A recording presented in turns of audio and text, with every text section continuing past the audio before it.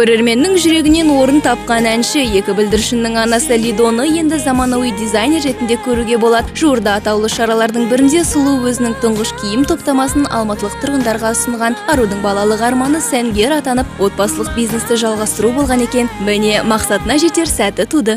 Шыны керек, менің балалық шағым тігін машинасымен өткен. Дизайнер болуды өмір бойы армандағам. Шеберлік істермен айналысу әншілік секілді Құдайдан сыйға тартқан дарыны шығар. Лидо снетиян қарап, топтаманың әр бөлшегін жарыққа шығармас бұрын қатаң бақылауынан өткізген. Сапалы мата таңдап, киім үлгілерін жеке өзі ойластырып, көйлектерді тігу барысын мұқият қадағалап өткенін айтады. Қазақстан Fashion Week сән апталығында әнші коллекциясының тұсауы кесіліп, алғашқы көрсетілімі болғанды. Коллекция әйелдер жайында. Бұл киім топтамасында әр қыз келіншек жанына жағымды дүние табады. Өйткені топтама өте нәзік, ұстамды әрі көркем. Лидо сахнамен қош айтысып, өнерсүйер қауымды жаңа туындыңызды тамашалау мүмкіндігінен айырып отырғаныңыз ба? Мен ән айды тоқтатпаймын. Сахнада өнер көрсетуді жақсы көремін. Бірнеше кеменің басын ұстауға тырысамын. Себебі бұл уақытқа дейін еш қиындық кезіктірмедім. Өткен сән апталығында Лидия Досалинова сән әлеміне алғашқы рет қадам басты. Тіпті жеке дүкенін ашып, киім үлгілерін нарыққа енгізу ойы алыста емес. Ендеше Лидоның дизайнер ретінде гүлденуі мен дамуы Хит ТВ арнасының назарында.